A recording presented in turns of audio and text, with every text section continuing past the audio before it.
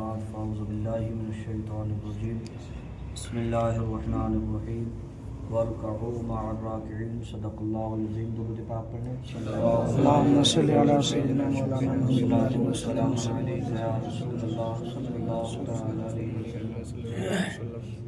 बातें तो हो गई, बता दिया गया हदीस की रोशनी में कैसे खड़ा होना है, कहाँ नीयत बांधनी है, कब क्या बोलना है। अब एक चीज़ रह जाती है प्रैक्टिकल, वो और देख लें आज। फिर उसके बाद में कल मकरूहात नमाज, जिनकी वजह से नमाज मकरूह हो जाती है, उन चीज़ों का बयान होगा। जैसे कपड़े का समेटना, रुकू में सजदे में जाते वक्त या सजदे से उठते वक्त में लोगों की आदत ये है कि कपड़ों को ठीक करते हैं। जो आदमी ये फेल करता है उसकी नमाज मकरूह होगी। कपड़े के साथ खेलना, बार बार डाली में हाथ करना, ये तमाम चीज़ें मकरूहात नमाज में आती हैं। बहुत से लोगों की आदत है नमाज पढ़ना है और हाथ ऐसे ही है, उनका चल ही रहा है हाथ ऐसे। अगर वो ये फेल कर रहे हैं बार बार तो मकरूहात नमाज में। तो इन चीज़ों का बयान कल होगा। आज देख लेते हैं रुकू और सजदा, नियत बांधनी कैसे है, ये तरीक़ा देख लेते हैं। उंगली कैसे लगानी है नमाज में, ये सबसे ज़्यादा अहम है। नहीं, अक्सर लोगों को मैं देख रहा हूँ बस क्या करते हैं, ऐसे टुनका सा लगा देते हैं बस, और बाकी उंगली ऐसे रहती है उनकी, ऐसे कर देंगे बस, सब खड़ी है। अगर वाकई में कोई मजबूर है कि उसकी उंगलियां मुड़ नहीं रही हैं, वाकई में उसके पास उज़्र है, तब तो ठीक है।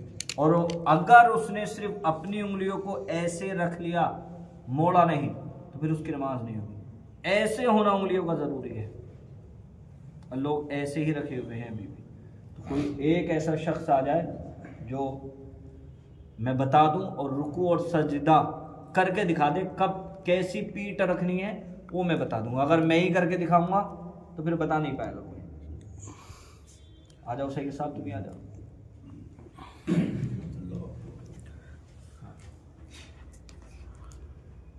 सबसे पहले नहीं है कानों तक हाथ ले जाने, और हाथ ले जाने में ये चीज देखें, उंगलियां जो हैं ना बंद हो और ना फैली हुई हो, अपने उस पर हो, अपने हाल पर छोड़ दें, और उंगलियों का रुख किबले की तरफ को होना चाहिए।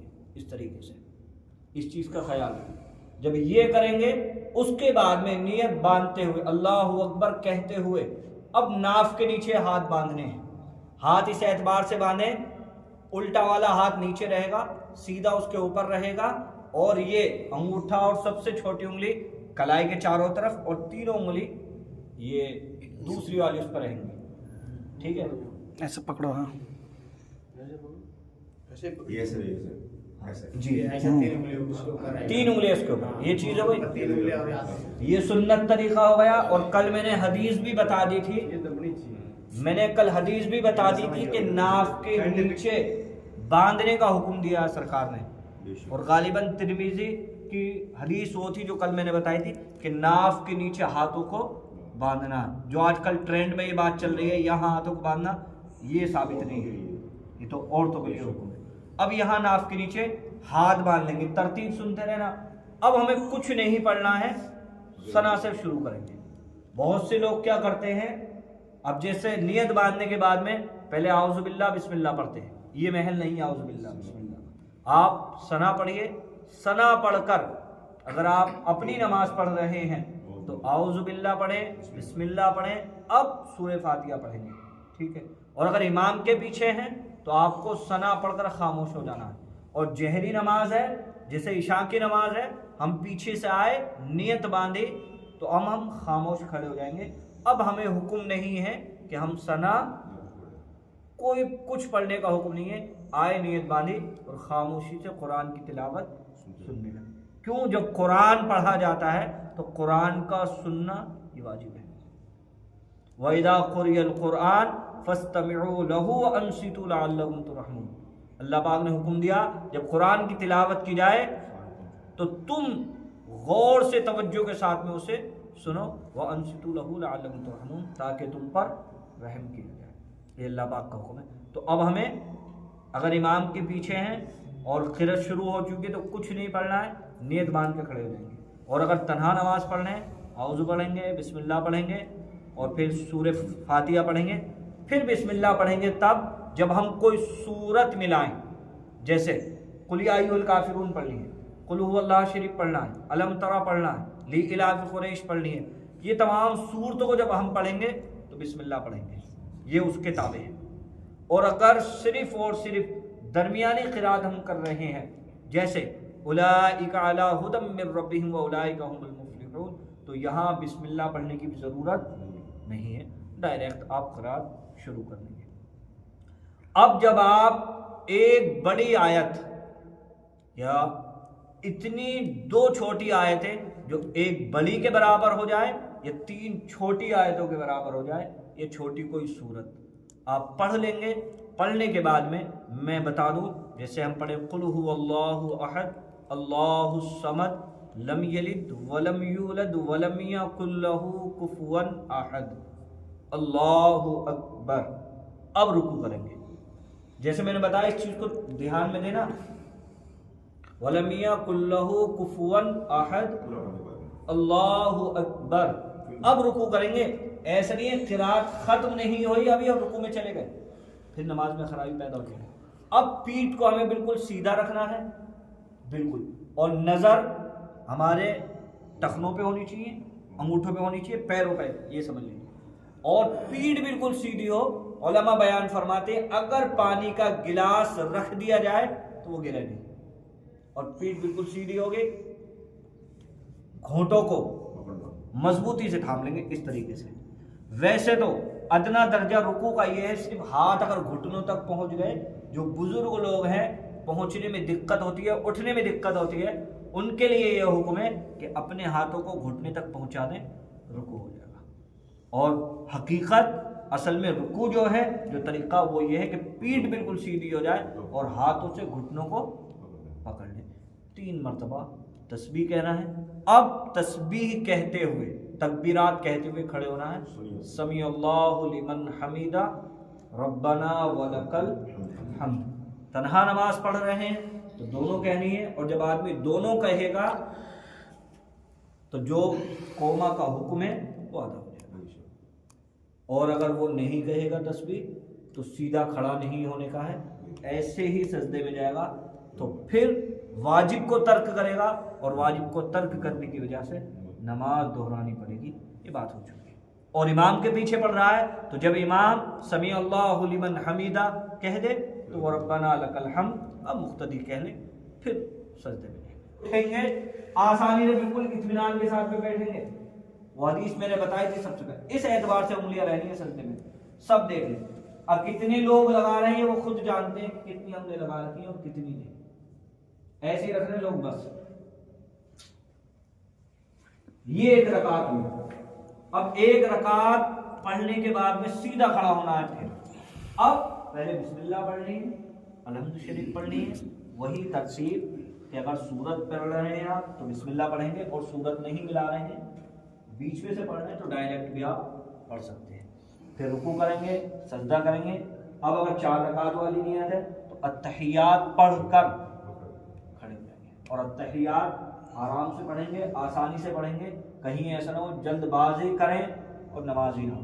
बहुत से लोग कहते हैं तैयातु लिल्लाहि वस्सलातु तय्यबातु वस्सलामु अलैहि वन्नबी, वो ये भूल जाते हैं कभी कभी कि अय्युहन नबिय्यु पहले है व अला इबादिल्लाहि सालिहीन है, ये भूल जाते हैं, इसमें कमी कर देते हैं और फिर दोबारा पढ़ भी लेते हैं, सजदा सहव नहीं करते, उनकी नमाज नहीं।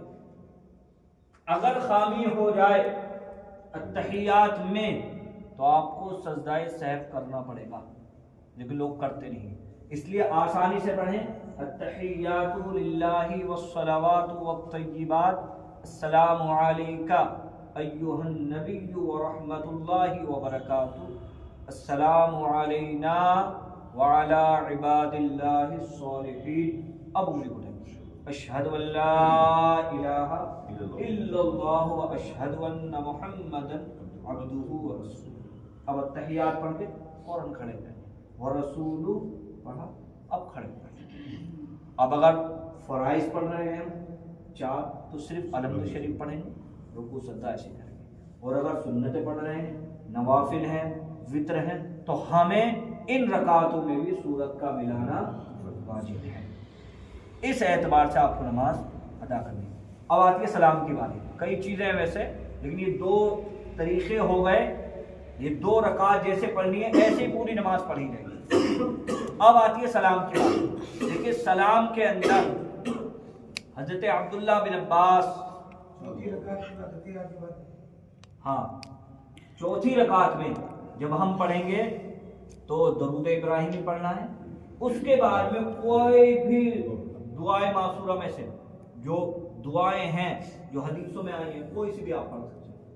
چاہے اللہم ربنا پڑھ لیجیے، چاہے رب اغفر لی ولوالدی ولمن دخل یہ پڑھ لیجیے. اس کے علاوہ کئی دعائیں ہیں. اللہم انی ظلمت نفسی ظلما کثیرا ولا یغفر الذنوب، کوئی سی بھی دعا آپ پڑھ لیجیے جو آپ کو یاد ہو. پھر اس کے بعد میں آتی ہے سلام کے بارے. سلام کے بارے میں طحاوی شریف حدیث کی کتاب ہے، اس میں ایک حدیث نقل فرمائی ہے علامہ طحاوی نے.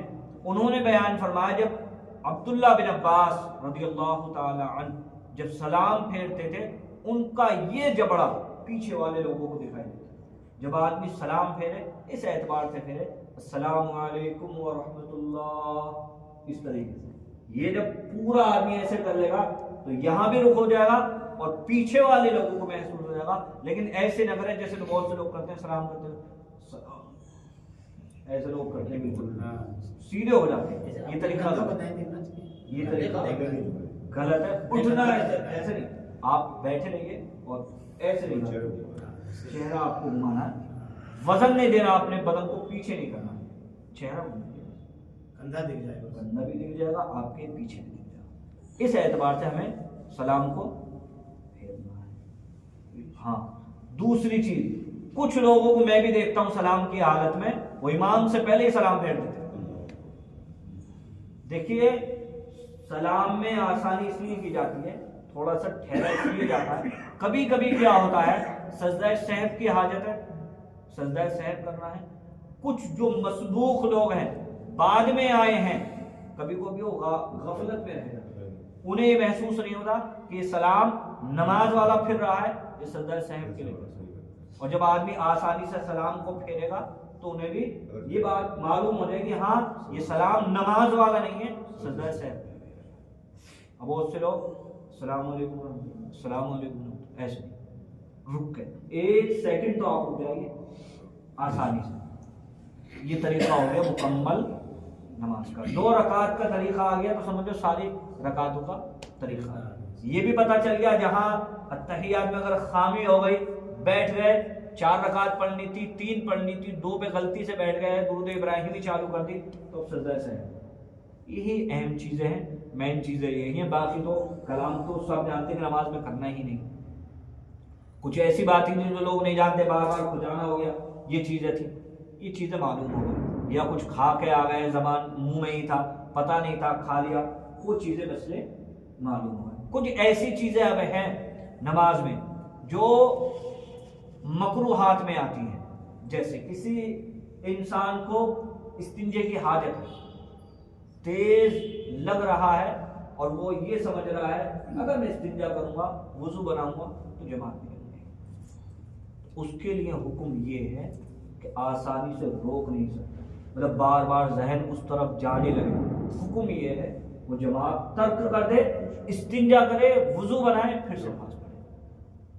یہ ہو کیوں؟ اس حالت میں نماز میں درست نہیں ہے، بار بار ذہن اس کا اسی طرف جائے گا، اس لیے منع فرمایا.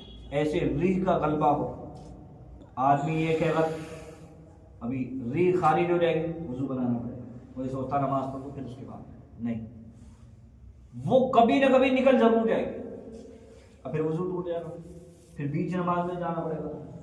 اس کے لیے حکم یہ ہے پہلے تم فراغت حاصل کر لو اب نماز میں شامل. ایسی شدت کی بھوک لگی ہے، کھانا رکھا ہوا ہے، سوچا پہلے نماز پڑھ جاؤ پھر کھانا نہیں، کھانا کھاؤ اب نماز پڑھو. تو کچھ ایسے مسئلے ہیں یہ جو انشاءاللہ 1-2 دن میں مکمل ہو جائیں گے. پھر نماز کا پورا بیان اختصار کے طور پر، مختصر طور پر یہ نماز کا مکمل بیان ہو جائے گا. جن کی وجہ سے نماز مکروہ ہوتی ہے وہ چیزیں پتہ چل گئی، جن سے فاسد ہو جاتی ہے وہ چیزیں پتہ چل گئی، کیا کیا فرض ہے وہ پتہ چل گیا. ان کی نماز کا مکمل بیان ہو جائے گا. اب